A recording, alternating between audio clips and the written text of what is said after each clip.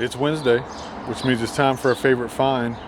And before we get started though, check out this shirt. Plum Wild. We be dripping here at Get That Treasure. So, the other week, I talked about some treasure adjacent stuff.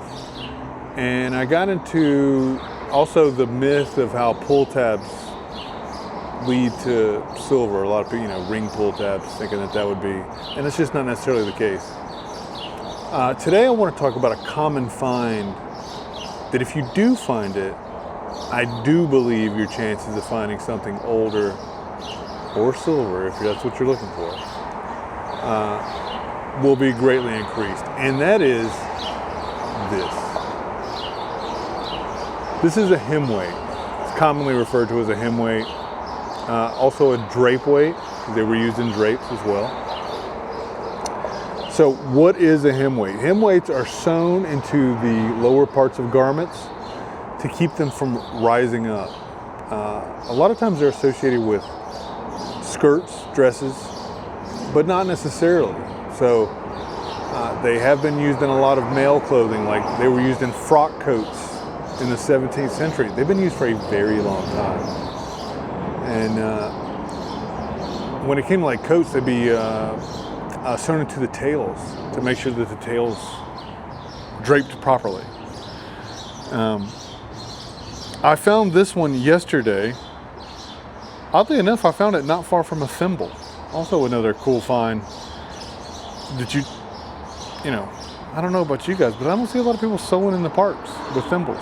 Whatever, we'll do a video about that one day. Now, this particular hem weight, I think is what would be called a number 5 hem weight. Now, I'm not certain, okay? I tried to do as much research on hem weights as I could. It's not an item that has a particularly large historical database of information. There's no website dedicated to hem weights. Can you believe that? But I was able to find a picture of a box of number 4 hem weights for sale. And I realized that and I saw another reference to number 4 hem weights, and they weighed 4 ounces. Well, this one weighs 5 ounces. And I saw some that sold that weighed like 3 ounces. I assume they're number 3s. This is an assumption. I think it's a correct assumption, but who knows? Who knows? I'm not a sewer. If you're into sewing, let me know in the comments if by chance that your hobbies are sewing and metal detecting, and those two worlds have collided here today. Then let me know in the comments. But back to the original thing, why I think you're more likely for hem weights to be treasure adjacent than say like a pull tab. By the 50s, we start knowing that low-level lead exposure is bad. As a matter of fact, we always kind of knew lead exposure was bad, like going all the way back to like 2000, okay, BC. We knew that lead was bad, but we didn't quite realize that just minor exposure to lead was bad. So you start seeing the reduction of lead use in the late 50s through the 60s. By 1972, we have removed lead from gasoline. Also, if you didn't know that, that's why like if you go to a gas station and it's like unleaded, you ever think to yourself, why would it even say that? It's almost become like a word, like it's just unleaded gasoline. The reason is because back in the 60s, up until 1972, gas was leaded. Why was it leaded, do you say? That's because like the valves and engines were softer, and as the engine would combust, the lead in the gasoline would reseal the valves. So they actually, for a brief time, there was a cottage industry of like adjusting engine valves or replacing them with hardened seated valves so that you no longer needed the lead to like reseal it. I could actually go on about this for a little bit and how much I have a dislike for plastic rubber valve seats. And you ever like see a car sitting at a light, and when it takes off there's a puff of smoke, but then it clears up and there's no more smoke? Usually that's a valve stem seal and not like an oil consumption problem. What I mean to say is that the rings aren't bad, okay? It's just the valve stem seal. Common issue. Don't let a mechanic pull the wool over your eyes. Anyway, back to the topic of hand of hem weights. We've gotten so far off track.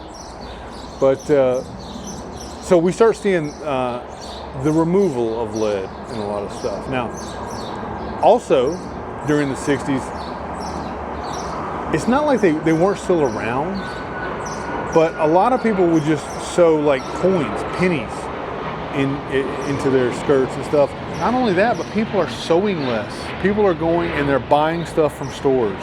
This is a trend that starts happening before that. You know, in the 30s, the 40s, the 50s, there is a decline of at-home sewing and clothes production in favor of off-the-rack items. So between those trends, you can sort of realize that like the heyday of lead hem weights is in an era of time where silver is found in the ground, if that's what you're looking for, but also old relics, tokens, gold coins in use. Another interesting use for hem weights that I found was that they would be sewn into clothing that would get wet, baptismal clothing, so that it wouldn't float up. Because you know, you got to be decent, I guess. So I've kind of drifted off again. This is a problem with me. Does anyone else have this problem? I've said it before. Debbie, thank you for watching. She said that one of the things she hates the most is that I'll start to tell a story and then I'll just kind of stop because I move on to something else. Well, I guess that's called ADHD. I don't know. But I would bet that is actually a common issue with a lot of detectorists, because there's something about the constant stimulation of the sounds, right? Like when I'm in a place that's like really trashy, it's like, it's like I need that. Let me know if you need that. If that is soothing to you, to just the hyper focusing in an overstimulated environment. I'm curious about that. But anyway, the main idea of this all is if you come across a lead weight, which is no longer commonly used, pay attention to what you're digging, pay attention to the tones, and as always, if it beeps and it repeats, dig it. I cannot stress this enough. It doesn't matter how many different types of programs you use, what metal detector you use.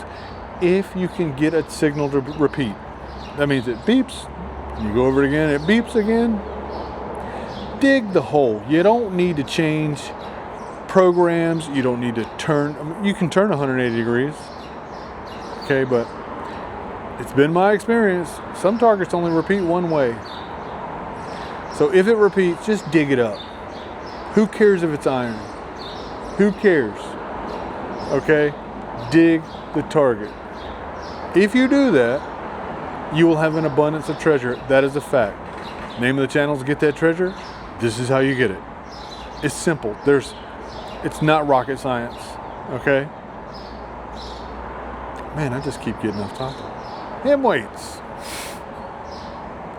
If you come across one, not only are they cool to find, but they are a great indicator that you're in an environment that could possibly hold relics and treasure of a time long gone.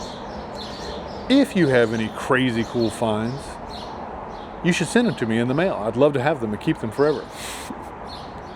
You should send me a picture of them in a story, and you can email that to igetthattreasure@gmail.com. I'll showcase it here on the favorite finds.